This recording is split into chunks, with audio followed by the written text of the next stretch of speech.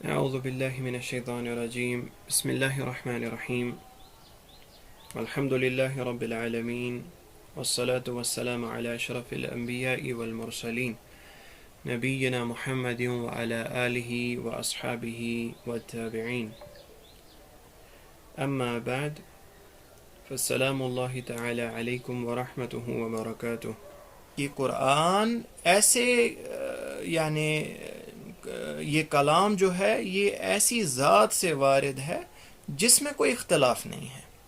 یہ پاسبل نہیں ہے ایک ہیومن سے یا ایک مخلوق سے جس میں نقص ہے کہ ایسا کلام کرے جو ہر اعتبار سے اتنے over a period of 1400 years یا قیامت تک پرفیکٹ رہے، جس کا کوئی آپ بتا سکتے ہیں کہ کتابوں کی دنیا میں جس کو ایڈیشنز بولتے ہیں، revisions, editions, first edition, second edition, کیونکہ اس میں وہ چھوٹی چھوٹی غلطیاں پھر دیکھتا ہے انسان۔ لیکن چونکہ یہ خالق سے ہے کوئی اختلاف نہیں، کوئی کجی نہیں، بالکل سیدھا قیما لینذر۔ اس کے بعد ہم نے دیکھا کہ تاکہ اس کا مقصد جو بنیادی مقصد ہے وہ انسان کو ڈائریکٹ کرنا ہے، گائیڈ کرنا ہے، ٹھیک ہے، یعنی جو اس سے انکار کر رہے، جو اللہ تعالیٰ کی بتائی ہوئے رستے سے دور ہٹ رہے، ان کو ڈرا دینا ہے، اور جو اللہ تعالیٰ کے بتائے ہوئے رستے پہ چل رہے، اطاعت کر رہے، ان کے لیے بشارت ہے اس قرآن میں، وَيُبَشِّرُ الْمُؤْمِنِينَ۔ اس کے بعد ہم نے ایک امپورٹنٹ پوائنٹ دیکھا کہ اللہ تعالیٰ نے ایمان والوں کا ربط جو ہے وہ یعنی عمل سے جوڑا، جس سے ہمیں ایک بہت بڑا پوائنٹ کلیئر ہو گیا کہ صرف زبان سے یہ چیز کہنا کہ میں مومن ہوں، یا زبان سے اس کا اعتراف کرنا یا اظہار کرنا، اتنا کافی نہیں ہے۔ ایک انسان کے لیے مومن ہونے کے لیے اعضاء کا استعمال کرنا ہے، جس طرح ہم نے پھر دیکھا زبان سے بھی، دل سے بھی، اور باڈی پارٹ سے بھی اس ایمان کا اظہار ہونا چاہیے، جس طرح رسول اللہ صلی اللہ علیہ وسلم نے بھی بعض احادیث میں اس چیز کا اظہار کیا۔ اس کے بعد آخری چیز جو ہم نے دیکھی کہ اللہ تعالیٰ اس ایمان کے بدلے، ان اعمال صالح کے بدلے اجر حسن عطا کریں گے۔ اجر حسن سے مراد ہے، یہاں پر ہم نے اختتام کیا تھا، ایک تو اجر کا مراد ہی ہے کہ اللہ تعالیٰ آپ کے اعمال کے عوض اس کا بدلہ دیں گے، لیکن وہ بدلہ بھی حسن طریقے سے ہوگا۔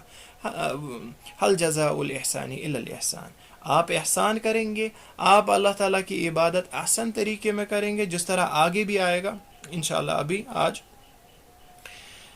تو اس احسان کے بدلے اللہ تعالیٰ پر احسان کریں گے، اور یہ ایک ایسا احسان ہوگا اور ایک ایسا اجر ہوگا جو کسی انسان نے گمان بھی نہیں کیا ہوگا، اس کے عمل کے بہت زیادہ ملٹیپلائی کر کے اس کو وہ اجر ملے گا، اور اس کے ساتھ اللہ تعالیٰ بیان کرتے حسنہ۔ تو حسنہ یعنی بہترین طریقہ، ایک تو کوالٹی وائز، کوانٹیٹی وائز، اور اس میں ایک بہترین چیز ہے جس سے جو ہم آج دیکھیں گے وہ ہے ماکثین فیہ ابدا۔ اب یہ بھی حسن کی وضاحت فردر آ رہی ہے کہ یہ حسن میں سب سے بہترین چیز کیا ہے۔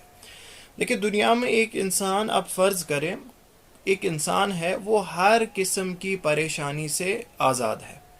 پہلے تو یہ ممکن نہیں ہے اس دنیاوی زندگی میں، ایک ہم آئیڈیل سیناریو لیتے ہیں کہ دنیا کی کسی بھی پریشانی، چاہے صحت کے اعتبار سے ہو، مال کے اعتبار سے ہو، فیملی کے اعتبار سے ہو، مینٹل اس کا کنڈیشن ہے وہ بھی بہترین ہو، ہر کسی طریقے میں وہ اچھی زندگی جی رہا ہے، لیکن پھر بھی اس دنیاوی زندگی کا جو وہ ٹیمپورل آسپیکٹ ہے کہ کبھی نہ کبھی اس کو ختم ہونا ہے، محض یہی فکر ایک انسان کے تمام انعامات کو ختم کر دیتی ہے۔ کیونکہ اگر انسان نے ہر کوئی چیز حاصل کی ہے، ہر کسی قسم کے مزے میں ہے، لیکن اس کے دل میں یہ فکر ضرور رہتی ہے کہ کیا پتہ یہ مجھ سے چھوٹ جائے، کیا پتہ اس کا اینڈ ہو، اور اسے پتہ ہے چاہے وہ مسلمان ہو، کافر ہو، یا ملحد ہو، ایتھیسٹ بھی ہو، اسے پتہ ہے اس چیز کا اینڈ ہونا ہے، چاہے میری زندگی پہلے ختم ہوگی، یا میرے کسی مال کو نقصان ہوگا، یا میرے صحت کو خرابی ہوگی، جو کچھ بھی، کوئی بھی چیز اسے پتہ ہے اس دنیا کا ایک دستور ہی ہے کہ اس دنیا میں ٹیمپررلی چیزیں آئی ہے، جو آیا ہے اسے جانا ہے، چاہے وہ چیز ہے یا چاہے وہ انسان ہے، کوئی جان ہے وغیرہ۔ تو یہ جو ٹیمپرری آسپیکٹ ہے یہ ان اٹ سیلف ایک نیگیٹو چیز ہے جب ہم انعامات کی بات کریں، لیکن اللہ تعالیٰ اس اجر حسن کے بارے میں یہ بتا رہے ہیں ماکثین فیہ ابدا، یہ اس میں رہیں گے، جو ان کو یہ اجر حسن ملے گا، اس کی جو مدت ہوگی یہ ہمیشگی کی ہوگی، اس میں کوئی اینڈ نہیں ہے. ماکثین فیہ ابدا، ابدا مینز فار ایور. اب دیکھیں یہاں پر میں 2 منٹ لینا چاہتا ہوں کیونکہ یہ ایک بہت امپورٹنٹ پوائنٹ ہے، اور مجھے لگتا ہے کہ ایک مسلمان کے لیے یہ سوچنے کا ٹائم ہے.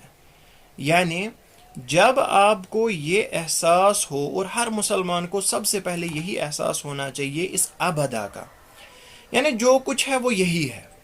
ایک انسان چاہے رائٹ ڈائریکشن میں جائے، اور اللہ تعالیٰ بچائے اگر لیفٹ ڈائریکشن میں چلا گیا جہنم کی طرف، یہ ابدا ہے، ہمیشگی کا آسپیکٹ ہے. اسی طرح جنت کا آسپیکٹ ہمیشگی کا آسپیکٹ ہے. تو کیا ایک عقل مند انسان ہمیشگی کو چھوڑ کے 40-50 سال کی زندگی سے ٹریڈ کرے گا؟ اس کو کوئی عقل مند انسان ایسا نہیں کر سکتا. اگر آپ جس طرح میں نے پچھلے درس میں یہ حدیث بولی تھی جس میں رسول اللہ صلی اللہ علیہ وسلم نے کمپیئر کیا دنیا اور آخرت کو، یا ہمیں بہت ساری آیتیں بھی ملتی ہیں وَالْآخِرَةُ خَيْرٌ لَكَ مِنَ الْأُولَى. یہ ہر ایک مسلمان کو پتہ ہے کہ آخرت کی مدت جو ہے وہ دنیا کی مدت سے انکمپیریبل ہے. پھر کیا یہ عقل مندی ہے کہ دنیا کی اس قلیل مدت کو ہم ترجیح دیں، ہم اس کو پرائیورٹائز کریں آخرت پہ؟ سوال ہی نہیں ہے. ایک انسان، ایک عقل مند انسان ایسا نہیں کر سکتا. اسی لیے یہ وقت جو ہے آپ سب کا، ہم سب کا، اس کو ہمیں یوٹیلائز کرنا ہے. مثال کے طور پر آپ دیکھیں، ہم سب نے کبھی نہ کوئی کمپیٹیٹیو ایگزام دیا ہوگا. ہم لوگوں کو پتہ ہوتا ہے کہ اس ایگزام کا فلاں ڈیٹ ہے، مان لیجئے 1 سال بعد، اور اس کے بعد ہم اپنی لائف کو کمپیئر کرتے ہیں. اگر یہ ایگزام پاس ہوا تو میری لائف ایسے ہوگی، اچھا پوسٹ ملے گا، اچھی سیلری ملے گی، لائف سیٹل ہو جائے گی.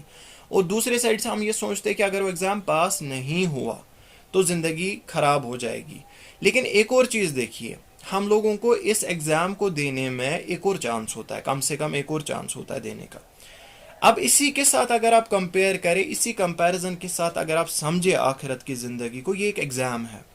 اس ایگزام میں آپ یا تو پاس ہو جائیں گے یا تو فیل ہو جائیں گے. اللہ تعالیٰ بچائے ہم سب کو فیل ہونے سے.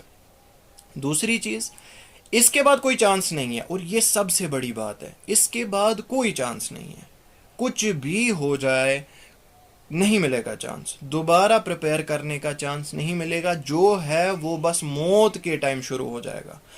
جس طرح یعنی موت کو کہا جاتا ہے ایک انسان کی انڈیویجول قیامت، یعنی ایک انسان کی انڈیویجولی قیامت موت سے شروع ہو گئی، بس اس کے بعد جو فکس ہو گیا وہ ہو گیا، وہ کچھ چینج نہیں کر سکتا.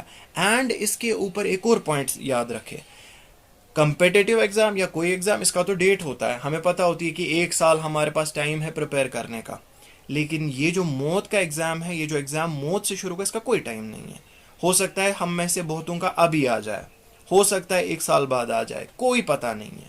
جو اس کو اور بھی زیادہ سیریس بناتا ہے، کیونکہ انسان کبھی کبھار یہ بولتا ہے کہ چلو ٹھیک ہے 30 سال کی زندگی عیش و عشرت میں گزاریں گے، اللہ تعالیٰ کی یاد سے غافل رہیں گے، 40-50 سال کے بعد جب ریٹائر ہو جائیں گے وغیرہ وغیرہ، جب سب دنیاوی مزے اٹھا کے اس کے بعد اللہ تعالیٰ کی طرف رجوع کریں گے. کیا گارنٹی ہے؟ کیسے پتہ آپ کو؟ ہم یعنی ایسے خیالات کے بندے بہت سارے ہوں گے، لیکن ان کی ڈیتھ ان کے ایکسپیکٹیشن سے پہلے ہوگی. تو یہ آسپیکٹ، اور اس کے بعد یہ جو ہمیشگی کا آسپیکٹ ہے، اس کو دھیان رکھے، اپنی زندگی کو اس کے حساب سے پلان کرے. اب بہت سارے لوگ ایسے ہوتے ہیں، وہ کہتے ہیں ہاں ٹھیک ہے، اگر یعنی بہت سارے لوگ ایسے کہتے بھی ہیں، چلو مسلمان تو ہے، توحید پرست ہے، اللہ تعالیٰ تو واپس جنت میں ڈال ہی دے گا، کچھ مدت، یعنی یہ ان کے الفاظ ہوتے، کچھ مدت اگر جہنم میں گزارنی بھی پڑے ٹھیک ہے، کوئی مسئلہ نہیں ہے، گزار لیں گے، برداشت کر لیں گے. تو ایسے لوگوں سے آپ یعنی اگر آپ کے ذہن میں شیطان ایسے خیالات ڈال رہا ہے تو آپ بس سمپلی ایک کام کیجئے، ایک ایکسپیریمنٹ کیجئے. اگر آپ کو لگتا ہے اتنا بالکل آسان مسئلہ ہے، چلیے کچھ مدت میں جہنم مل جائے گی، نعوذ باللہ من ذالک، پھر اس کے بعد جنت ملے گی، تو کوئی مسئلہ نہیں ہے، کر لیں گے برداشت. تو اس ایسے انسانوں کو یا ایسے خیالات کو دفع کرنے کے لیے آپ ایک ایکسپیریمنٹ کریں. آپ چھوڑ دیجئے بڑی آگ کو، گیس کی آگ کو، پتھر کی آگ کو، اس کو چھوڑ دیجئے. آپ شمع جلا دیجئے، شمع کے اوپر ہاتھ رکھیے، اور اپنے سکن کے ہر ایک پورشن کو جلانے کی کوشش کرے، اور دیکھیے برداشت ہوتا ہے کہ نہیں. شمع چھوٹی آگ ہے. اب اس کے بعد آپ سوچیں اگر برداشت ہوتا ہے اس کے بعد ایک اور سٹیپ آگے بڑھے. یہ سوچے کہ یہ شمع کی آگ ہے، یہ ویکس کی آگ ہے. جہنم کی آگ یعنی وقودها النار والحجارہ، ادھر آگ کس کی بنی ہوئی ہوگی؟ آگ ادھر ایندھن جو ہوگا وہ پتھر ہوگا اور لوگ ہوں گے. وہ اس آگ سے بہت زیادہ یعنی تیز ہوگی. اسی طرح اللہ تعالیٰ اس عذاب کو چکھانے کے لیے ہمارے سکن کو چینج کریں گے، کیونکہ ہمیں پتہ ہے جو سینسٹیوٹی ہے وہ سکن میں ہوتی ہے. وہ سینسٹیوٹی ختم نہ ہو جائے اللہ تعالیٰ سکن کو چینج کر دیں گے جب وہ جل جائے گی وہاں. کلما نضجت جلودهم بدلناهم جلودا غیرها لیذوقوا العذاب. اللہ تعالیٰ کہتے ہیں جب بھی ان کی سکن جل جائیں گے، اس کی سینسٹیوٹی ختم ہو جائے گی، ہم اس کی یعنی سکن جو ہے وہ چینج کرتے جائیں گے. لیذوقوا العذاب، اس کا مقصد یہ ہے کہ تاکہ وہ عذاب کو چکھے. اب یہ آسپیکٹ بھی آپ دیکھ لیجئے. تو کیا ایک انسان وہ آگ برداشت کر سکتا ہے، نو میٹر اگر وہ ایک دن کی ہی ہو؟ اگر اس کے بعد بھی انسان یہ سوچے ہاں ٹھیک ہے اس کے بعد بھی میں برداشت کروں، تو اس سے بڑا جرت مند انسان کوئی نہیں. تو کہنے کا غرض یہی ہے کہ یعنی اللہ تعالی ہمیں جہنم سے سال سال دور رکھے. ہم لوگوں کو اپنی زندگی کو اس حساب سے پلان کرنا ہے، ماکثین فیہ ابدا، کہ وہ ہمیشگی میں رہیں گے. ان کو جو یہ اجر حسن ہے اس کا یہ جو ابدا والا آسپیکٹ ہے یہ بہت امپورٹنٹ ہے، یہ کبھی ختم نہیں ہونے والا ہے. اور اس کے ساتھ ہمیں ایک اور عبرت یہ مل گئی کہ یعنی جنت ہمیشگی کے لیے ہے، ٹھیک ہے، اور جہنم کافروں کے لیے یا مکفرہ اعمال جو کرتے ہیں، جو دین سے خارج ہو جاتے ہیں، ہمیشگی کے لیے، جس طرح قرآن کی بہت ساری آیتیں اس پر دلالت کرتی ہیں. اس کے بعد اللہ تعالیٰ ایک خاص گروہ کے بارے میں یہ چیز بیان کرتے ہیں، کہتے ہیں وَيُنذِرَ الَّذِينَ قَالُوا اتَّخَذَ اللَّهُ وَلَدًا، اور اس کے ذریعے ڈرائے. یہ اس کے ذریعے جو ہے یہ پھر سے وہی لوٹتا ہے قرآن کی طرف یا رسول اللہ صلی اللہ علیہ وسلم کی طرف، دونوں بات ایک ہی ہے. کہا جا رہا ہے اور اس کے ذریعے ڈرائے، اور یہ ڈرائے الذین قالوا اتخذ اللہ ولدا، ان لوگوں کو ڈرائے جو کہتے ہیں اتخذ اللہ ولدا، اللہ تعالیٰ نے بیٹا پکڑا ہے، یعنی اللہ تعالیٰ کا اللہ تعالیٰ کا بیٹا ہے. اب اس میں یعنی نصارہ بھی خاص طور پر شامل ہے، کیونکہ ان کا جو دین ہے، انہوں نے جو دین بنایا ہے وہ اسی چیز کے اراؤنڈ ریوالو کرتا ہے. یا اس میں یہود بھی انوالوڈ ہے، یہود بھی مراد ہے، کیونکہ وہ بھی کہتے تھے عزیر ابن اللہ، جس طرح اللہ تعالیٰ قرآن میں منشن کرتے ہیں ان کے یہاں ایک صالح انسان تھا، اس کو اللہ تعالیٰ کا بیٹا بنایا تھا. یا اسی طرح اس میں مشرکین بھی شامل ہے جو کہتے تھے ملائکہ جو ہے وہ اللہ تعالیٰ کی بیٹیاں ہیں وغیرہ. اس میں سارے اقوام اس سے مراد ہے جو یہ چیز کہتے ہیں کہ اللہ تعالیٰ کا ولد ہے، اللہ تعالیٰ کا بیٹا ہے یا بیٹی ہے. تو دیکھیں اس چیز کا ربط ہے قرآن کے اس سورہ کے موضوع کے ساتھ، وہ یعنی میٹیریلزم یا یہ جو دجالیہ فتنہ ہے، آخری دور کا فتنہ ہے. اس آیت کا ماڈرن پرسپیکٹیو بھی کچھ مفسرین کرام بیان کرتے ہیں. وہ یہ کہتے ہیں کہ جو یہ مٹیریلزم ہے یا جو یہ دجالیہ فتنہ ہے، جو آخری زمانے کے افکار ہے جو آج کل ہم دیکھتے ہیں جو رائج ہو گئے ہیں، اس کا کہیں نہ کہیں تعلق خاص طور پہ ان لوگوں کے ساتھ ہے جن لوگوں کا یہ بنیادی عقیدہ ہے، جو لوگ بنیادی طور پہ یہ کہتے ہیں اتخذ اللہ ولدا. دیکھیں جب ہم کرسچن یعنی جو نے دین بنایا ہے سو کالڈ کرسچینٹی، اس کی طرف دیکھتے ہیں، ان میں سب سے بنیادی بات یہ ہوئی کہ انہوں نے اپنی شریعت کو چھوڑ دیا. اگر آپ یہود اور کرسچنز کو کمپیئر کریں گے، آپ یہ دیکھیں گے کہ یہود کی شریعت کافی حد تک برقرار ہے، انہیں پتہ ہے کیا چیز ہے کیا نہیں ہے، ان کے پاس کوئی ریفرنس ہے. اگر آپ کرسچنز کے ساتھ 10 منٹ ہی بات کریں، ان کو اپنے بنیادی حقائق اور بنیادی عقائد سمجھ نہیں آئے، ان کے پاس کچھ ہے نہیں، یعنی وہ ہالو ہو چکا ہے کمپلیٹلی. اور اس سے کیا ہوا، رینیسانس سے پہلے ان کا وہ آپ کو پتہ ہی ہوگا جو کرسچنز یعنی چرچ ورسز سوسائٹی وہ مہم چلی تھی. اس کے بعد رینیسانس آیا اور ایک حساب سے یعنی لوگ دین کے ہی خلاف ہو گئے. لوگ دین کے خلاف ہو گئے، اور اسی وجہ سے وہ سارے افکار، وہ جدید افکار جو ہے، سیکولرزم مان لیجئے، فیمنزم مان لیجئے، لبرلزم مان لیجئے، یہ ساری چیزیں ان چیزوں نے جنم لے لیا. یعنی یہ جو مادیت ہے، اس کا کہیں نہ کہیں تعلق اس سے یعنی ینذر الذین قالوا اتخذ اللہ ولدا، ان لوگوں سے ہے جو یہ اتخذ اللہ ولدا کہتے ہیں. یہ اس آیت کا ماڈرن پرسپیکٹو کچھ مفسرین کرام بیان کرتے ہیں. تو اس کے بعد اللہ تعالیٰ فرماتے ہیں ما لہم بہ من علم، ان کے پاس اس بارے میں کوئی علم نہیں ہے، یا اگر ہم اس کو لٹرلی ٹرانسلیٹ کریں، علم میں سے نہیں ہے. یعنی ایک تو ہوتا ہے علم، اس کے بعد علم میں سے تھوڑا کچھ نہیں ہے. یعنی علم میں سے بھی اگر چھوٹی سی کوئی تھوڑا ایک پوائنٹ لیا جائے، علم میں سے بھی فردر اس کا سیگمنٹ کیا جائے تو وہ بھی نہیں ہے. ٹھیک ہے. تو دیکھیے، علم کے اقسام ہوتے ہیں، یا علم کے کچھ لیولز ہوتے ہیں. پہلا لیول ہے کہ ایک انسان کو کمپلیٹ 100% ادراک ہے، اس کو نالج ہے، یہ جو چیز ہے یہ 100% ہے، مجھے اس میں کوئی شک نہیں ہے، تو اس کو ہم مکمل علم بولیں گے. پھر یعنی آپ کے آبزرونگ پاور یا آپ کے اس ادراک کے لیولز کے ساتھ ساتھ علم کے درجات ڈکریز ہو جاتے ہیں جب تک وہ زیرو پہ پہنچ جاتا ہے، اور اس کو ہم جہل کہتے ہیں. پھر جہل سے بھی ایک نیچے جہل کی قسم ہے جس کو بولتے ہیں جہل مرکب، یعنی کمپلیکس آپ کا جہل ہے. مطلب اگر آپ سفید چیز کو کالا بول رہے اور آپ بالکل عزم سے بول رہے ہیں ہاں جی یہ کالا ہے، حالانکہ حقیقت میں یہ ہے کہ وہ سفید ہے، تو اس کو بولتے ہیں یہ کمپلیکس بن گیا. اب یہ سمپل نہیں ہے.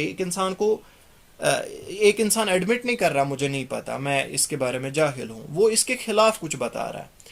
تو اللہ تعالیٰ اس میں کہہ رہے کہ ما لہم بہ من علم، ان کا تو علم میں شمار ہی نہیں ہے. یہ جو یہ بات کر رہے کہ اتخذ اللہ ولدا، اس کے بارے میں ان کو کوئی علم نہیں ہے. یہ پہلی لیول پہ اللہ تعالیٰ ان کا انکار کر رہے ہیں.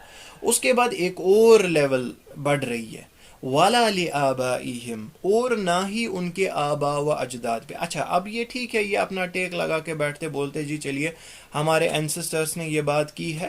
وَلَا لِآبَائِهِمْ، ان کے باپ، ان کے آبا و اجداد کو بھی کوئی علم نہیں ہے اس بارے میں. یہاں پر ایک اور عبرت ہمیں ملتی ہے کہ آبا و اجداد کوئی حجت نہیں ہے. یعنی ایک انسان کسی چیز کو پروو کرنے کے لیے یہ نہیں کہہ سکتا کہ میں نے باپ دادا سے یہ بات سنی ہے تو یہ صحیح ہے، صرف مجرد اس چیز کی وجہ سے. ٹھیک ہے. ہمارے elders can not be right all the time. تو یہ چیز ہمیں یہاں سیکھنے کو ملتی ہے. اگر کوئی انسان حجت کرتا ہے، جس طرح آج ہم دیکھتے ہیں کہ سوسائٹی میں چل رہی ہے بات، بہت ساری ایسی چیزیں ہیں جو سری اسلام کے خلاف ہے ہمارے کلچر میں، یا ہر ایک کلچر میں ہوتی ہے، یا کوئی پرانے زمانے کی بات چلی آ رہی ہوتی ہے اور اس کو فالو کیا جاتا ہے. لیکن ہمارے لیے تحقیق امپورٹنٹ ہے. We have to see whether that point is in line with Islam or not. اگر ہے تب جا کے ہم اس کو مانیں گے کہ ہاں جی ٹھیک ہے چلیے باپ دادا سے ہی آ رہا ہے بٹ اسلام کے پیرلل ہے. لیکن اگر وہ سری اسلام سے ٹکرا رہا ہے تو ہمارے لیے حجت اسلام ہے، ہمارے لیے حجت آبا و اجداد کی باتیں نہیں ہے. تو یہاں پر یہ چیز ہمیں مل رہا ہے کہ اگر جس طرح آج کل بولتے ہیں کہ اسی طرح تو چلے آ رہا تھا دین، یہ کون سا نیا دین تم لوگ بتا رہے ہو. اگر آپ شرک کے خلاف کوئی بات کرے، بدعات کے خلاف کوئی بات کرے، تو جنرلی بزرگ لوگ یہ بات کہتے ہیں کہ پرانے زمانے سے ایسا ہی چلتا آ رہا ہے، تو آپ نہیں بتا سکتے اس کے خلاف کچھ، یہ نیا دین ہمیں نہ سکھائیں. تو یہ چیز ہمیں کلیئر ہونی چاہیے کہ آبا و اجداد ہمارے لیے کوئی حجت نہیں ہے، ان کی بات ہے. اب دوسرا پوائنٹ یہاں اس میں یعنی ایک ہی سائڈ سے ہمیں نہیں دیکھنا، ایکسٹریمٹی نہیں دیکھنی ہے کہ ہر کوئی چیز جو ہمارے آبا و اجداد سے آ رہی ہے، ہمارے ایلڈر سے آ رہی ہے، اس کی نفی کرے. نہیں. ایک یعنی انسان کی زندگی میں ایک تجربہ ہوتا ہے، اور تجربہ بہت ہی زیادہ ویلیو رکھتا ہے. لیکن اس کو ہمیں بیلنس کرنا ہے. وَجَعَلْنَاكُمْ أُمَّةً وَسَطًا، ہمارے ایلڈرز کا تجربہ لے کے اور ہمارے یوتھ کی جو زیل ہے، انرجی لے کے ایک بالکل پاورفل مکس بن جاتا ہے. اس مکس کا ہمیں فائدہ اٹھانا ہے. ہمیں ایک سائڈ سے بالکل اپنے ایلڈرز کو ہر ایک حساب سے نفی نہیں کرنی ہے، کیونکہ ان کا تجربہ جو ہے بہت ساری چیزوں میں وہ ویلیو رکھتا ہے، اور اس کو اگر دین میں استعمال کیا جائے تو نور علی نور. اسی لیے ایک ہی سائڈ نہیں دیکھنا چاہیے، دونوں سائڈ دیکھ کے اس کا ایک بیلنس کریٹ کر کے اس بیلنس کو اپلائی کرنا چاہیے. اچھا یہ ہو گئی دوسری لیول. اس کے بعد اللہ تعالیٰ مزید ایک اور لیول پہ ان کا انکار کرتے، یا ان کے اس شینی کلام کا، ان کے بہت اس خبیث کلام کا انکار کرتے. کیسے؟ کبورت کلمتن تخرج من افواہہم، بہت ہی بڑی بات ہے، بہت ہی عظیم کلمہ ہے جو ان کے منہ سے نکلتا ہے. یعنی یہ ایک ایسا کلمہ ہے جو یعنی یونیورس، جو مخلوق، بقیہ مخلوق ہے، آسمان و زمین ہے، یہ بھی برداشت نہیں کر پاتے. جس طرح اللہ تعالیٰ سورہ مریم میں بیان کرتے اس چیز کا، تکاد السماوات یتفطرن منہ وتنشق الارض وتحر الجبال حدا. ایسا لگتا ہے اس کلام سے، ایسا لگتا ہے کہ آسمان پھٹ جائے گا، زمین چاک ہو جائے گی، جبال ریزہ ریزہ ہو جائیں گے، یعنی پہاڑ ریزہ ریزہ ہو جائیں گے. کیوں؟ ان دعوا للرحمن ولدا، کہ یہ دعویٰ کر رہے کہ رحمان کا بیٹا ہے. وما ينبغي للرحمن ان يتخذ ولدا، اور یہ صحیح نہیں ہے کہ رحمان کسی بیٹے کو پکڑے، یعنی اس کا کوئی بیٹا ہو. یعنی ایک ایسی بات ہے جو آسمان و زمین کو بھی برداشت نہیں ہوتی. کیونکہ اللہ تعالیٰ اس کے بعد کہتے ہیں ان کل من فی السماوات والارض الا آتی الرحمن عبدا، ہر کوئی چیز جو زمین و آسمان ہے وہ تو اللہ تعالیٰ کا بندہ ہے، وہ تو عبودیت کے دائرے میں ہے. بیٹا یہ تو سوال ہی نہیں پیدا ہوتا، یہ تو محال ہے. اسی لیے یہ ایسی بات کرتے ہیں. اللہ تعالیٰ اس کو سیکنڈ لیول پہ پھر تھرڈ لیول پہ پھر کہتے ہیں کبورت کلمۃ تخرج من افواہہم. یہاں یہ اس عبارت پر نوٹ کریں، غور کریں، من افواہہم. ٹھیک ہے، من افواہہم کا معنی ہے ان کے منہ سے، فرام دیئر ماؤتھس. تو غالباً اس سے یہ پتہ چلتا ہے، ایک بہت ہی چھوٹا سا پوائنٹ بٹ بہت امپورٹنٹ چیز یہ ہے کہ ان کے دل بھی اس پر شہادت نہیں دیتے. کیونکہ ایک عقل مند انسان جو جس کی فطرت تھوڑی سی بھی زندہ ہو، جس کا دل جو ہے وہ تھوڑا سا بھی زندہ ہو، وہ اس چیز کا اقرار نہیں کر سکتا کہ رحمان یا جس کو وہ رب مانتا ہے اس کا بیٹا ہے. اسی لیے یہاں پر اللہ تعالیٰ نے استعمال کیا ہے من افواہہم. علماء اس سے یہ اخذ کرتے ہیں کہ اس سے یہ غالباً اشارہ ہے کہ ان کا دل بھی اس پر اقرار نہیں کرتا، یہ محض اپنی زبانوں سے، اپنے منہ سے اس چیز کا اقرار کرتے ہیں. یعنی یقولون بألسنتہم ما لیس فی قلوبہم، یہ اپنی زبانوں سے یہ چیز کہتے ہیں، ان کے دلوں میں یہ چیز نہیں ہے، ان کا دل بھی اس پر اقرار نہیں کر رہا. تو اس کے بعد آخری لیول پہ اللہ تعالیٰ اس چیز کا صریح طور پہ انکار کرتے ہیں. وہ کہتے ہیں یقولون الا کذیبا. اب پہلی چیز تو تھی کہ اللہ تعالیٰ نے علم کا انکار کیا کہ یہ جو بات ہے یا یہ عقیدہ رکھتے ہیں یہ کسی علم کے بنیاد پر نہیں ہے. سیکنڈ لیول پہ ان کے آبا و اجداد کی جو یہ تقلید کرتے ہیں، اس بارے میں ان کو فالو کرتے ہیں، ان کے پاس بھی کوئی علم نہیں ہے جو ان کو فالو کیا جائے اس بارے میں. اس کے بعد تھرڈ چیز، یہ ایک تو اللہ تعالیٰ نے حرام ہی کر دیا کہ اس کے بارے میں کوئی بات کی جائے، جس طرح اللہ تعالیٰ کہتے ہیں وَأَن تَقُولُوا عَلَى اللَّهِ مَا لَا تَعْلَمُونَ، کہ اللہ تعالیٰ کے بارے میں تم ایسی بات کرو جو تمہیں معلوم نہ ہو. یہ تو آلریڈی حرام کام ہے، یہ آلریڈی برا کام ہے، لیکن اس کے بعد اس کی لیول اللہ تعالیٰ ایلیویٹ کرتے کبورت کلمۃ تخرج من افواہہم، ایسا کلمہ بولتے ہیں، اتنا عظیم کلمہ بولتے ہیں جو ان کے منہ سے نکلتا ہے. اس کے بعد فائنلی اس کی سراسر اس کی جڑ کا کاٹ دی جاتی ہے یقولون الا کذبا، یہ کچھ نہیں بولتے ایکسیپٹ یہ جھوٹ ہے. یعنی ان کے منہ سے یہ چیزیں، یہ باتیں جو نکلتی ہے یہ جھوٹ ہے. کذب مینز جو بھی مخالف ہو واقع کے، چاہے ایک انسان کو یا عزم ہو یا نہیں ہو، یعنی انٹینشنلی بولے یا نان انٹینشنلی بولے، بٹ اگر کوئی چیز واقع کے خلاف ہے، ٹھیک ہے، تو اس کو کذب بولیں گے. یعنی یہ واقع کے خلاف ہے.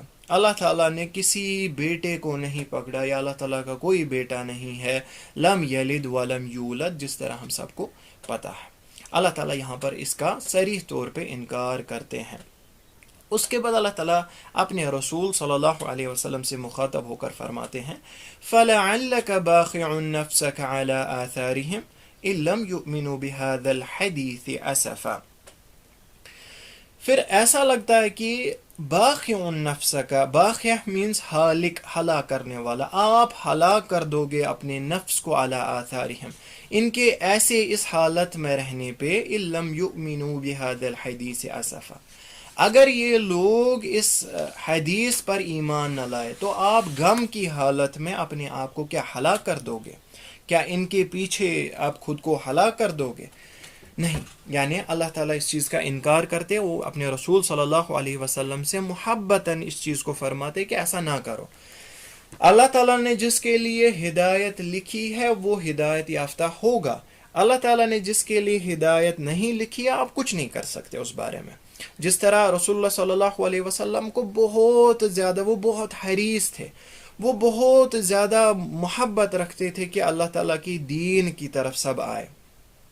جیسے ان کے چاچا کے بارے میں ہم سب کو پتہ ہے, ابو طالب, کہ انہوں نے کتنی کوشش کی. انہوں نے اپنے چاچا سے بولا کہ صرف آخری وقت میں صرف کلمہ پڑھو بس, باقی آپ مجھ پہ چھوڑ دو, باقی میں اللہ تعالیٰ سے گزارش کروں گا کہ اللہ تعالیٰ آپ کی مغفرت فرمائے, صرف اس دائرے میں ایک قدم اندر آ جاؤ.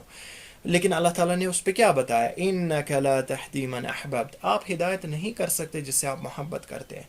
یعنی ہدایت و توفیق جو ہے, یعنی توفیق ہونا دین کی طرف, وہ اللہ تعالیٰ تک ہے. ہدایت الارشاد آپ تک ہے, یعنی گائیڈنس, جس کا یعنی جو رسول کا بنیادی کام ہوتا ہے ہدایت الارشاد. یعنی ارشاد مینز گائیڈنس, راستہ دکھانا. ٹھیک ہے, مثال کے طور پر ایک انسان آپ سے کوئی ڈائریکشن پوچھ رہا ہے, آپ اس کو بتا رہے ہیں, جیسے کوئی انسان آپ کو لال چوک سے بٹ مالو کی ڈائریکشن پوچھ رہا ہے, تو آپ بتا رہے ہیں یہاں سے چلے جائیں, وہ گیا ہدایت الارشاد, آپ اس کو گائیڈ کر رہے ہیں, آپ اس کو راستہ دکھا رہے ہیں. اسی طرح کوئی آپ کو پوچھے گا جنت کا راستہ کیا ہے, تو آپ اس کو ہدایت الارشاد کرو گے, جنت کا راستہ یہ ہے.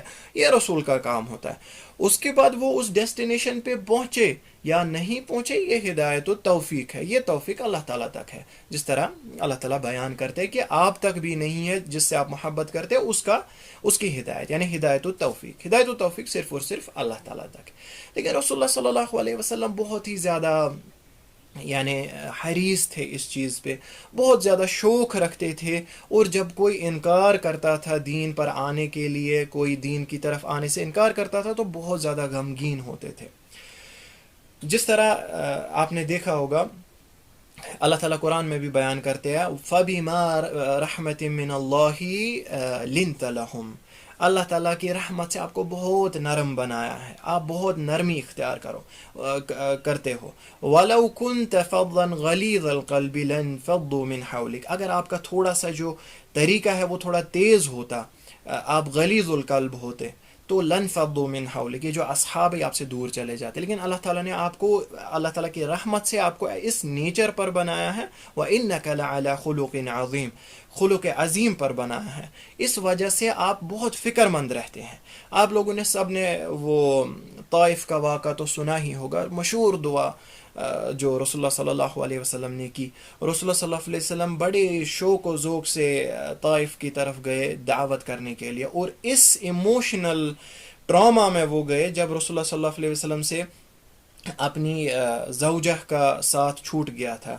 خدیجہ رضی اللہ تعالیٰ عنہا اس دنیا سے چلی گئی تھی. اس کے بعد ابو طالب کا سپورٹ چلا گیا تھا. اس کے بعد انہوں نے کوشش کی کہ طائف میں دعوت پھیلا دی جائے, اور اس کے بعد طائف میں ان کے ساتھ کیا ہوا یہ ہم سب کو معلوم ہے. ایک بھی انسان نے اس دعوت کو قبول نہیں کیا. اس کے بعد رسول اللہ صلی اللہ علیہ وسلم کے ساتھ ایسا برتاؤ کیا گیا کہ انہیں پتھر مارے گئے, حتیٰ کہ وہ وہاں سے بھاگ گئے, رسول اللہ صلی اللہ علیہ وسلم کے پیروں سے خون آ گیا بھاگتے بھاگتے, یہ حالت ہوئی. تو اس غم زدہ حالت میں رسول اللہ صلی اللہ علیہ وسلم وہ مشہور دعا کرتے ہیں جس کو ہر ایک مسلمان کو پڑھنا چاہیے. دل چاک ہو جاتا ہے وہ دعا پڑھ کے کہ ہمارے رسول صلی اللہ علیہ وسلم کتنے ایموشنل ٹراما میں تھے اس ٹائم, جس میں وہ اللہ تعالیٰ سے کہتے الیک اشکو ضعف قوتی وقلت حیلتی وحواننی علی الناس یا ارحم الراحمین. تو اللہ تعالیٰ اس دعا کے ایجاب میں کیا کرتے ہیں, جبریل علیہ الصلوۃ والسلام کو بھیجتے ہیں اور پہاڑوں کے ملک کو بھیجتے ہیں, اور وہ پوچھتا ہے رسول اللہ صلی اللہ علیہ وسلم سے, کیا اگر آپ اجازت دیں تو کیا ان دو پہاڑوں کو اس طائف کے اوپر, یعنی طائف کو ان دونوں کے بیچ میں کچل دوں اس کے لوگوں کے ساتھ, اگر آپ صرف اس چیز کی اجازت دیں. آپ ہاں بتائیں, بس یہ امر ابھی ہوگا, مجھے رب نے اس کام کے لیے بھیجا ہے. تو رسول اللہ صلی اللہ علیہ وسلم اس کے جواب میں کیا بولتے ہیں, اتنی بری حالت کے بعد بھی, اتنے ایموشنل ٹراما کے بعد بھی, آلریڈی وہ ایک ایموشنل ٹراما سے گئے, اس کے بعد وہاں سے اور زیادہ ٹراما کے ساتھ آئے, لیکن رسول اللہ صلی اللہ علیہ وسلم پھر بھی وہی بولتے ہیں, میں امید رکھتا ہوں کہ آج نہیں, چلو آج انہوں نے ایمان نہیں لایا, آج انہوں نے میری دعوت کا انکار کیا, لیکن امید رکھتا ہوں کہ اللہ تعالیٰ ان کی قوم میں سے کوئی ایسا بندہ نکالے, ما یعبد اللہ وحدہ لا شریک, جو اللہ تعالیٰ کی عبادت کرے وحدہ لا شریک. توحید کے ساتھ، یعنی جو اللہ تعالیٰ کے راستے پہ آئے.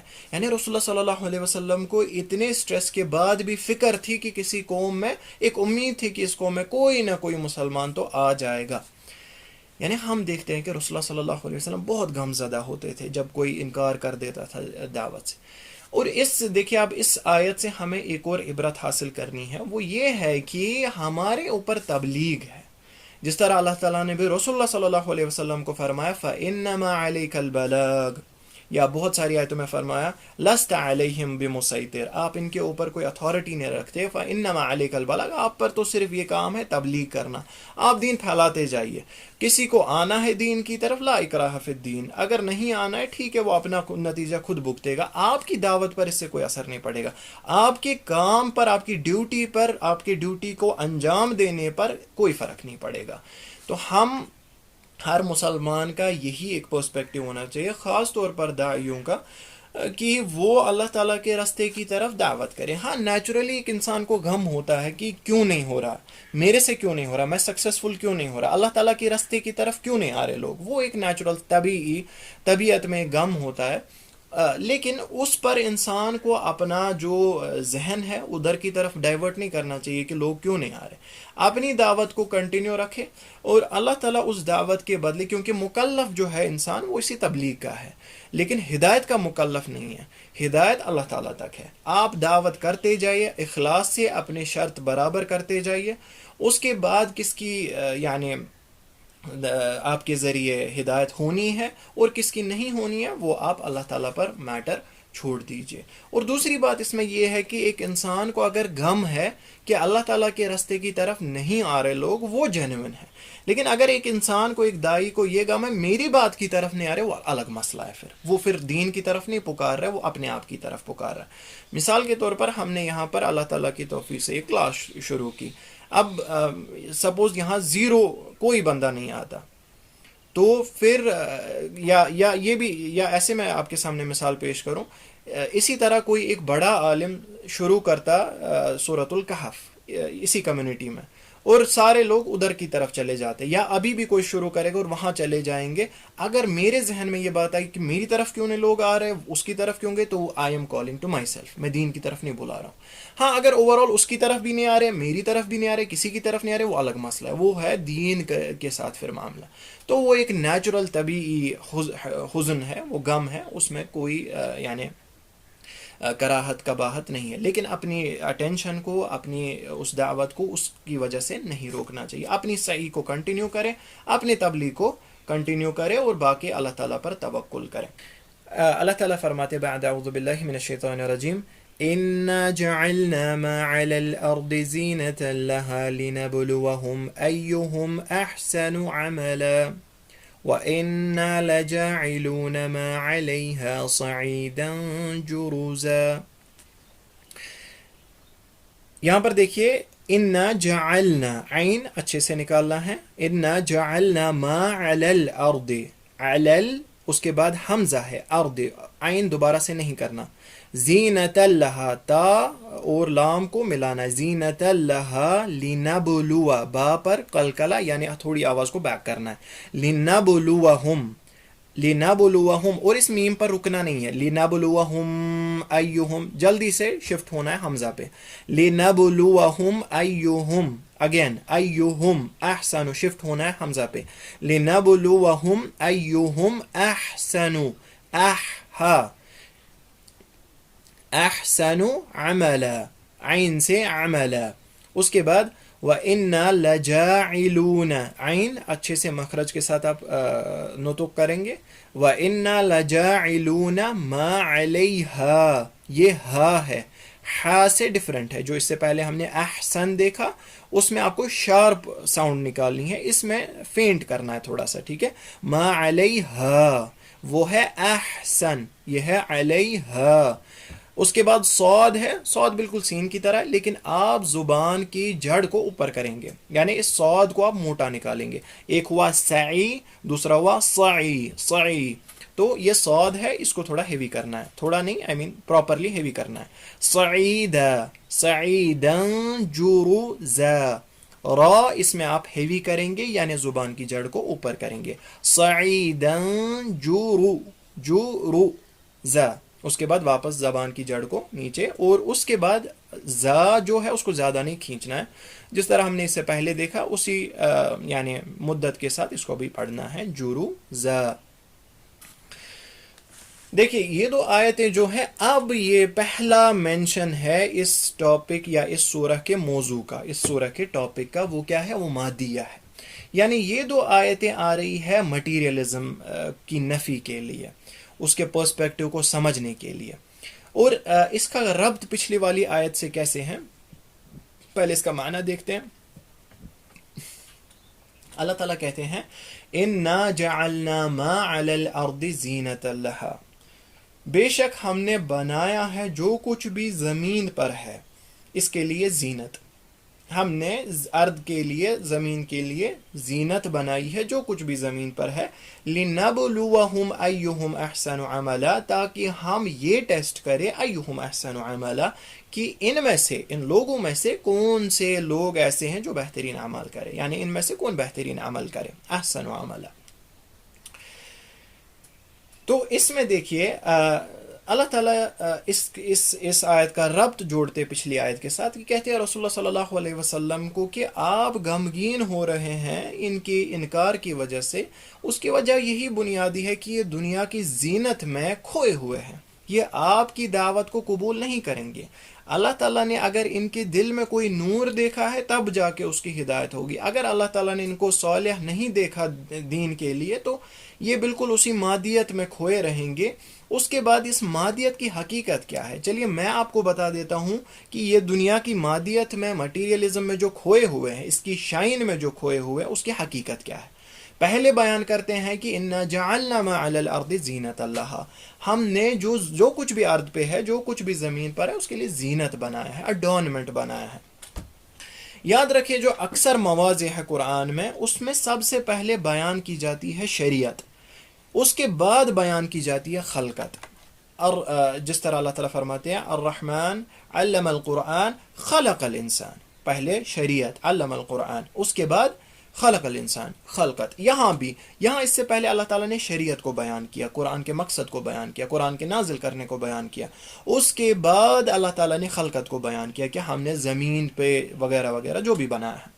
ٹھیک ہے، تو اس سے علماء یہ چیز اچھا پوائنٹ عکس کرتے ہیں کہ اللہ تعالیٰ یہاں پر اشارہ دینا چاہتے ہیں کہ جو خلقت ہے اس کا کوئی انڈیویجول وجود نہیں ہے، وہ محض یعنی باطل مقصد کے ساتھ نہیں بنائی ہے، وہ ایک پرٹیکولر مقصد کے لیے بنائی ہے. ایز اف اللہ تعالیٰ یہاں پر یہ کہنا چاہتے ہیں کہ جو خلقت ہے وہ شریعت کے لیے پیدا ہوئی ہے. جس طرح اللہ تعالیٰ بیان بھی کرتے سورہ زاریات میں وَمَا خَلَقْتُ الْجِنَّ وَالْإِنسَ إِلَّا لِيَعْبُدُونَ، اور میں نے نہیں بنایا جن و انس کو الا کہ وہ میری عبادت کرے.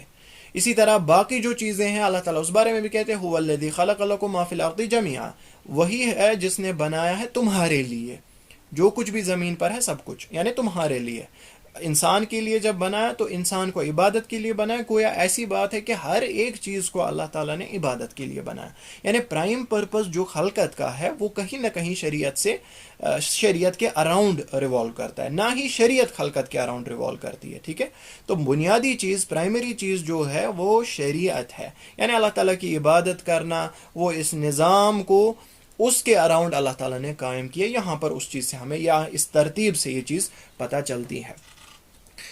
اس کے بعد اللہ تعالیٰ فرماتے ہیں اِنَّا جَعَلْنَا، ہم نے بنایا ما علی الارض، جو کچھ بھی زمین پر ہے، چاہے آپ پہاڑ دیکھ رہے ہیں، آپ پلانٹس دیکھ رہے ہیں، جانور دیکھ رہے ہیں، جو کچھ بھی زمین پر ہے اس کو زمین کی سجاوٹ بنائی ہے، یعنی زینت بنائی ہے، اس کی شائن بنائی ہے، تاکہ یہ دیکھا جائے کہ جو یعنی مکلف ہے، چاہے انس ہے یا جن ہے، کیا وہ اس زینت میں ہی کھو جائے گا یا اس زینت کے خالق پر کانسنٹریٹ کرے گا. لِنَبْلُوَهُمْ، اس کو زینت تو بنایا، لیکن کیا یہ زینت انڈیویجولی ایگزسٹ کرتی ہے؟ کیا اس کا شریعت سے کوئی تعلق نہیں ہے؟ کیا ایک انسان بالکل اس زینت پر غور و فکر کر کے اس زینت میں کھو جائے، یا اس زینت کو استعمال کر کے رب تک پہنچ جائے؟ رب کے رستے تک پہنچا، یہ ہمیں دیکھنا ہے. لِنَبْلُوَهُمْ أَيُّهُمْ أَحْسَنُ عَمَلًا، تاکہ ہم یہ دیکھیں کہ ان میں سے بہترین اعمال کون کرے. زینت ہونے کے باوجود بھی یعنی جو یہ ارض ہے، جو یہ زمین ہے، جو یہ آسمان و زمین ہے، اس کی حقیقت کو پہچانے، اس کے حقیقت کو پہچان کے خالق تک پہنچے. لِنَبْلُوَهُمْ أَيُّهُمْ أَحْسَنُ عَمَلًا، اور اس زینت کے باوجود کون بہترین عمل کرے. اب یہاں پر ایک غور و فکر کرنے والی بات ہے، وہ ہے احسن عملا، ہمارے لیے عبرت ہے. اللہ تعالیٰ نے یہاں نہیں بولا لِنَبْلُوَهُمْ أَيُّهُمْ أَكْثَرُ عَمَلًا کہ اکثر عمل کون کرے، نہیں. اللہ تعالیٰ نے یہاں پر بولا احسن عملا. یہاں پر ہمارے لیے ایک اچھا لیسن نکلتا ہے، وہ ہے کوالٹی اوور کوانٹیٹی. اللہ تعالیٰ پریفر کرتے ہیں کوالٹی اوور کوانٹیٹی، اور یہ اصول ہمیں زندگی میں بنانا چاہیے. ہم 100 رکعت نماز پڑھیں لیکن ان نمازوں میں خشوع و خضوع نہیں ہو، پریزنس نہیں ہو، اللہ تعالیٰ کے ساتھ تعلق نہیں ہو، ہمیں پتہ نہیں ہو ہم کیا کہہ رہے ہیں، وہ 2 رکعت نماز جو پورے 100% خشوع کے ساتھ احسان کے درجے میں پڑھی گئی ہو، اس کے ساتھ کمپیئر نہیں کرے گا. اور احسان کا درجہ کیا ہے؟ رسول اللہ صلی اللہ علیہ وسلم نے مشہور حدیث جبریل میں اس چیز کی وضاحت کی. جب ان سے پوچھا گیا اخبرنی عن الاحسان، رسول اللہ صلی اللہ علیہ وسلم نے اس کا کیا جواب دیا؟ ان تعبد اللہ کانک تراہ فان لم تکن تراہ فانہ یراک، کہ آپ عبادت کرو جیسے کہ آپ اللہ تعالیٰ کو دیکھ رہے ہو. یہ سب سے بہترین درجہ ہے. آپ امیجن کر سکتے ہو کہ آپ اللہ تعالیٰ کو دیکھ رہے ہیں اور آپ نماز پڑھ رہے ہو، اس نماز کی کیفیت کیا ہوگی؟ آپ کو اسی طرح سے نماز کی کیفیت ادا کرنی. یہ احسن درجہ ہے، یہ احسان کا درجہ ہے. چلو ٹھیک ہے، اب یہ نہیں اچیو ہو پایا کسی وجہ سے، فَإِن لَمْ تَكُنْ تَرَاهُ فَإِنَّهُ يَرَاكَ، کم سے کم احسان کا سیکنڈ درجہ یہ ہے کہ آپ کو احساس ہو کہ اللہ تعالیٰ آپ کو دیکھ رہا ہے. اور اس احساس کے ساتھ پڑھی جانے والی نماز بہت زیادہ رکعتوں کو غالب آئے گی، اس کو یعنی سپریس کر سکتی، یعنی کوالٹی ورسز کوانٹیٹی. جس طرح ابن مبارک کا قول یہ ہے کہ ان سے پوچھا گیا کہ صحابہ کے بعد عبادت تو کثرت سے کی جانے لگی، بہت سارے لوگ ایسے ہیں جنہوں نے صحابہ کو پیچھے چھوڑا عبادت کی کوانٹیٹی میں، لیکن ہم پھر بھی صحابہ کو افضل مانتے ہیں. اس کا کیا ریزن ہے؟ انہوں نے کہا وہ عبادت کرتے تھے جبکہ آخرت ان کے دل میں ہوتی تھی، اور یہ عبادت کرتے جبکہ دنیا ان کے دل میں ہے. یعنی فرق ہے، کوالٹی میں فرق ہے، اور ہمیں ہمیشہ کوالٹی پر ہی غور کرنا چاہیے. اگر قلیل کوانٹیٹی وائز کم ہو ہمارے اعمال، لیکن کوالٹی وائز اس کا وزن ہونا چاہیے، کیونکہ یہاں پر ہمیں سمجھ آتا ہے لِنَبْلُوَهُمْ أَيُّهُمْ أَحْسَنُ عَمَلًا، تاکہ یہ دیکھا جائے کہ احسن بہترین عمل جو ہے وہ ان میں سے کون کرے. اس کے بعد اللہ تعالیٰ اس سب چیز کو ملٹیپلائی بائی 0 کرتے ہیں. وَإِنَّا لَجَاعِلُونَ مَا عَلَيْهَا سَعِيدًا جُرُوزًا. سعیدن جروزہ کا معنی ہے بیرن اسٹریٹ لینڈ، ٹھیک ہے، مٹی، اور وہ بھی بیرن جس پہ کوئی نبات نہیں ہے، کوئی پلانٹس نہیں ہے، کچھ نہیں، بیرن. وَإِنَّا لَجَاعِلُونَ مَا عَلَيْهَا، اور ہم ضرور بضرور بنائیں گے. اچھا ایک اور بات میں بتانا چاہتا ہوں، یہاں ہم استعمال ہوتا ہے، یا اللہ تعالیٰ بہت مواضع پر نحنو استعمال کرتے ہیں جس سے مراد ہے وی. تو اس سے یہ نہیں ہمیں لینا ہے کہ اللہ تعالیٰ پلورل ہے، یہ عربی زبان کا ایک اسلوب ہے. یا اردو میں بھی آپ دیکھیں گے کہتے ہیں، آپ کرتے ہیں، جبکہ ہم سنگل انسان کو بھی بولتے ہیں، سنگولر کو بھی ایسے بات کرتے ہیں تعظیماً. ٹھیک ہے، یہ تعظیماً صیغہ ہوتا ہے، عزت کے ساتھ، اکرام کے ساتھ جب کسی کو ہمیں ایڈریس کرنا ہوتا ہے. جس طرح ہم دیکھتے ہیں ملوک وغیرہ جو ہے بادشاہ، وہ بھی اسی زبان کا استعمال کرتے ہیں، ہم نے کیا. ایک سنگل انسان بولتا ہے ہم نے کیا، تو یہ تعظیماً ہے. اسی طرح یہاں اللہ تعالیٰ بھی بولتے ہیں وَإِنَّا لَجَاعِلُونَ مَا عَلَيْهَا سَعِيدًا جُرُوزًا، اور ہم بنانے والے ہیں ما علیہا، جو کچھ بھی اس زمین پر ہے، سعیدن جروزا، اس کو بیرن لینڈ بنائیں گے. آپ نہ ہی اس میں کوئی زینت دیکھیں گے، کچھ بھی نہیں اس میں رہے گا. جس طرح اللہ تعالیٰ سورہ طٰہٰ میں بھی فرماتے ہیں اس کا وَيَسْأَلُونَكَ عَنِ الْجِبَالِ، یا آپ سے پہاڑوں کے بارے میں پوچھتے کہ ان کا معاملہ کیا ہے. کہہ دیجئے فَقُلْ يَنْسِفُهَا رَبِّي نَسْفًا، کہہ دیجئے اللہ تعالیٰ ان کو ایک بلاسٹ کے ساتھ ختم کر دیں گے. فَيَذَرُهَا قَاعًا صَفْصَفًا لَا تَرَىٰ فِيهَا عِوَجًا وَلَا أَمْتًا. آپ یعنی اللہ تعالیٰ اس کو پوری زمین کو بالکل برابر کر دیں گے، ہموار کر دیں گے، پلین کر دیں گے، نہ کوئی پہاڑ رہے گا، لا تری فیہا عوجا ولا امتا، نہ کوئی اس میں ویلی رہے گی، نہ کوئی پہاڑ رہے گا، نہ ڈپریشن رہے گا، نہ ایلیویشن رہے گا، بالکل برابر کر دیا جائے گا۔ اب دیکھیے یہاں پر یعنی یہ جو مٹیریلزم ہے، اسی کے ساتھ ہم انشاءاللہ اختتام کریں گے۔ یہ جو مٹیریلزم ہے، یہاں پر مٹیریلزم کی بالکل نفی کر دی جاتی ہے، ختم کر دیا جاتا ہے اس کے مٹیریلسٹک کنسیپٹ کو، کہ اگر آپ دنیا کی زینت میں پڑے ہیں تو جان لیجئے وَإِنَّا لَجَاعِلُونَ مَا عَلَيْهَا سَعِيدًا جُرُوزًا، اس کی حالت کیا ہونے والی ہے۔ آپ برج خلیفہ کیوں نہ بنائیں ہر محلے میں، ہر مکان کے بغل میں، اس سے کوئی فرق نہیں پڑے گا۔ وَإِنَّا لَجَاعِلُونَ مَا عَلَيْهَا سَعِيدًا جُرُوزًا، اور اس کی زینت میں آپ کھو جائیں، دنیا کی زینت میں آپ کھو جائیں، اس کا حال یہی ہونے والا ہے، اس کو فلیٹ کر دیا جائے گا۔ چاہے پہاڑ ہو، اب برج خلیفہ کی بات ہی نہیں ہے، ہر ایک چیز کو اللہ تعالیٰ فلیٹ کر دیں گے تاکہ قیامت اس پر برپا ہو جائے۔ یعنی یہ حقیقت ہے ایکچول زندگی کی۔ اب آپ سوچ سکتے ہیں کہ ایک انسان جو مادیت میں کھویا ہوا ہے اس کو حاصل کیا ہوگا جب جس کے پیچھے وہ بھاگتا ہے، چاہے وہ عزت ہے، چاہے وہ جنرلی پراپرٹی ہے، مال و دولت ہے، اس کو ختم ہونا ہے، اس کو سعیدن جروزہ ہونے والا ہے۔ تو یہاں پر اللہ تعالیٰ ہمیں پہلی میسج دے رہے اس کے موضوع کے پیرلل میں، وہ یہ ہے کہ مٹیریلزم کو چھوڑ دو، مٹیریلزم کے پیچھے اپنی زندگی، اپنے وقت کو برباد نہیں کرو، کیونکہ یہ ختم ہونے والا ہے۔ جو مٹیریلزم کی بنیاد ہے، مٹیریلسٹک چیزوں کے پیچھے آپ پڑے ہیں، دس از گوئنگ ٹو اینڈ، اس کا ہونے والا ہے سعیدن جروزہ۔ اسی لیے یہاں پر ہم 2 منٹ لیں گے یہ سمجھنے کے لیے کہ وے ڈو وی اسٹینڈ۔ اپنی اپنی جگہ آپ یہ سوچیں کہ آپ اس آیت کے پرسپیکٹیو میں کہاں کھڑے ہیں۔ کیا آپ مٹیریلسٹک دنیا میں کھوئے ہوئے ہیں؟ اپنی اپنی جگہ سوچیں، یا آپ نے مٹیریلزم کو سائیڈ چھوڑ کے دنیا کی حقیقت پر نظر رکھی ہے۔ دو پرسپیکٹیوز یہاں اللہ تعالیٰ بیان کرتے، یا لوگوں کو جنرلی دو پرسپیکٹیوز میں یہاں ڈیوائیڈ کر سکتے۔ ایک، جنہوں نے دنیا کی زینت کو دیکھا لیکن اس کے بیونڈ دیکھا، زینت کے بیونڈ، اور اس زینت کے ذریعے اللہ تعالیٰ سے تعلق بنایا، اللہ تعالیٰ سے ربط بنانے کی کوشش کر رہے ہیں۔ یعنی جس طرح اللہ تعالیٰ یہ یعنی بیان کرتے ہیں کہ آیت الکونیہ جو ہے، جو نیچر میں آپ کی آیاتیں ہیں، ان سے اپنے خالق کو پہچانو، ان سے اپنے خالق کا یعنی نالج اختیار کرو، اس کو استعمال کرو اپنا ایمان تازہ کرنے میں۔ جس طرح مثال کے طور پر ایک مسلمان کسی بیوٹیفل اسپاٹ پہ جاتا ہے تو اس کے دل میں پہلا یہ احساس آتا ہے سبحان اللہ، کتنا بیوٹیفل ہوگا اس کا کریٹر۔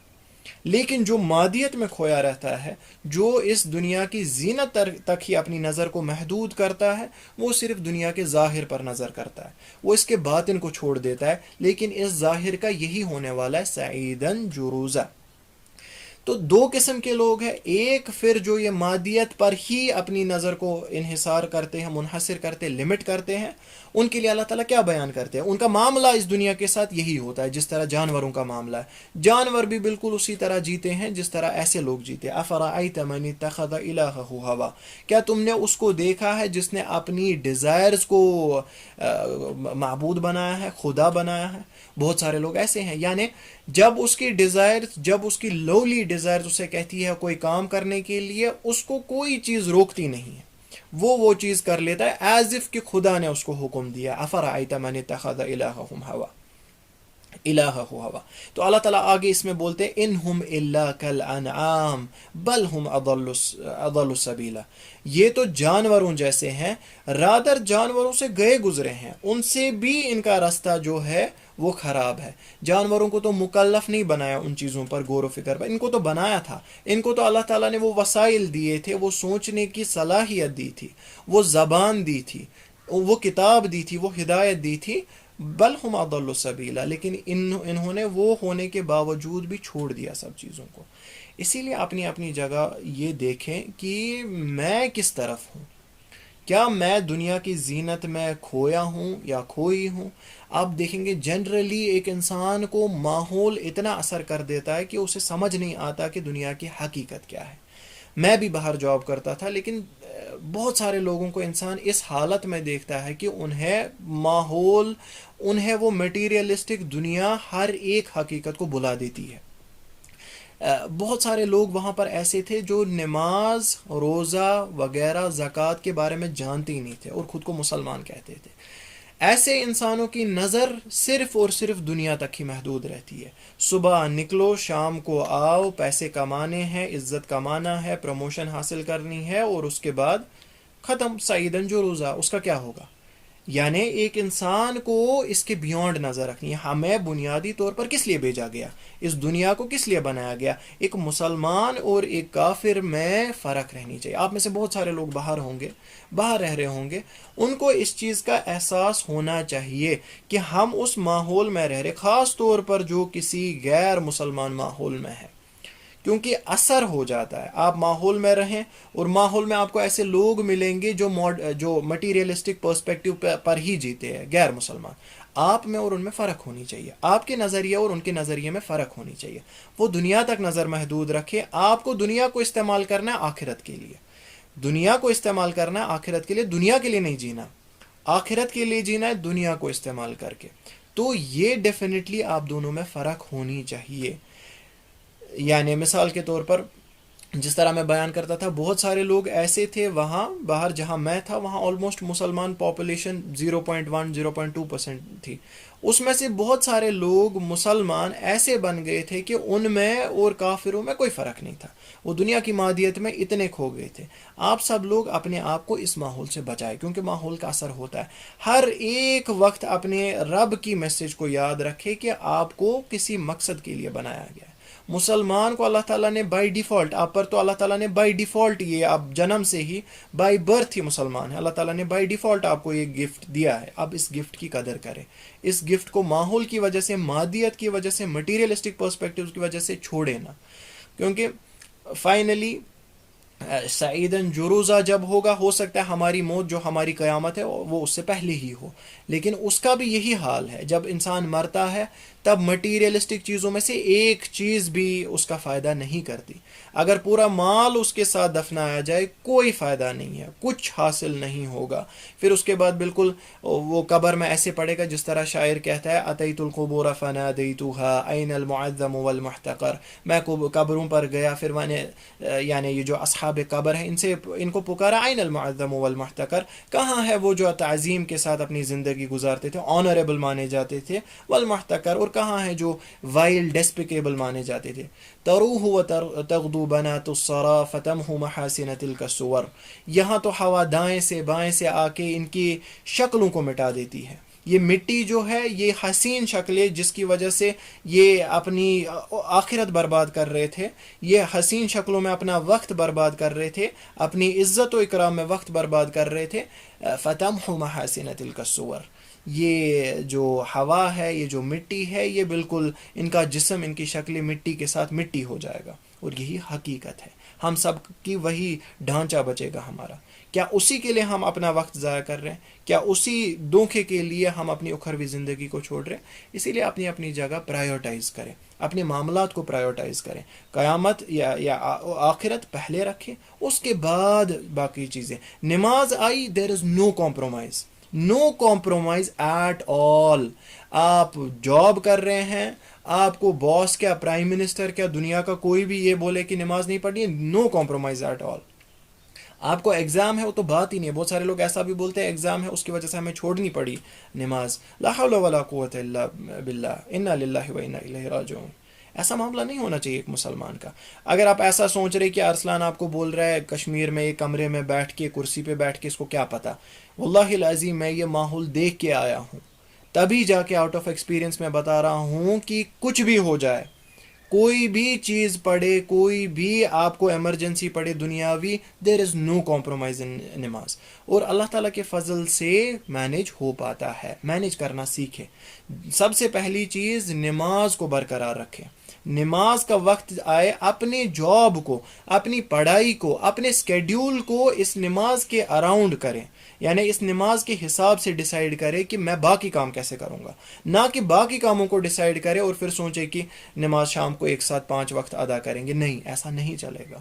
اگر آپ حقیقت میں عاقل ہے تو اپنی آخرت کو پہلے ڈیسائیڈ کرے، آخرت کے معاملات کو پہلے ڈیسائیڈ کرے، اس کے بعد اپنی دنیا کو ڈیسائیڈ کرے. دنیا میں کوئی کمپرومائز بھی کرنا پڑے نا، پروموشن رک جائے گی میکسیمم، زیادہ سے زیادہ نمبر کم آئیں گے، کم سے کم آپ کا آخرت تو یہ نہیں ہو جائے گا. اور ایسا ہمیشہ نہیں ہوتا. اٹس ناٹ اے کمپرومائز کہ اگر آپ آخرت کو پکڑیں گے دنیا میں آپ کو چھوڑنا پڑے گا. نہیں، دنیا بھی مینٹین ہو سکتی ہے، آخرت بھی. اور آخری پوائنٹ میں یہ بتاؤں گا کہ ہمارا دین رہبانیت کی طرف نہیں پکارتا. ہمارا دین یہ نہیں کہتا کہ دنیا کو مکمل طور پہ چھوڑ دو، ہر ایک اعتبار سے چھوڑ دو. سوری تھوڑا سا لیٹ ہو گیا، 1-2 منٹ میں ڈیلے کر رہا ہوں، لیکن تھوڑا سا امپورٹنٹ پوائنٹ ہے، بس اس پر ہم اختتام کریں گے. وہ یہ ہے کہ رہبانیت نہیں پکڑنی ہے. بہت سارے لوگ اس میں بھی ایکسٹریمٹی کرتے ہیں، کہتے ہیں کہ نہیں جی دنیا بھی چھوڑ دیں گے، کمانا چھوڑ دیں گے. ایسا نہیں ہے. رسول اللہ صلی اللہ علیہ وسلم بھی دنیا کے امور پر، یعنی جو ان کے اوپر واجبات تھے وہ برابر کرتے تھے، ان کی ڈیوٹیز تھے وہ برابر کرتے تھے. صحابہ پیسہ کماتے تھے، پیسہ کمانا ہے ڈیفینیٹلی. مسلمانوں کو تکوین ملنی چاہیے، مسلمانوں کو انڈیپینڈنس ایک حساب سے ملنی چاہیے، فائنینشیل انڈیپینڈنس ملنی چاہیے، اس کے لیے کمانا ضروری ہے. لیکن مسئلہ دیکھیے سمجھنا یہ ہے کہ اپنی اپنی جگہ دینی ہے چیزوں کو. آخرت جو ڈیزرو کرتا ہے پوزیشن، اس کو وہ پوزیشن دے دیجئے. دنیا جو پوزیشن ڈیزرو کرتی ہے اس کو وہ دے دیجئے. اور ہر ایک کام جو دنیا کا ہے اس کو آخرت کے لیے ڈائریکٹ کیجئے. اللہ تعالیٰ آپ کو نیت کے بنیاد پہ وہ عبادت بنا دیں گے.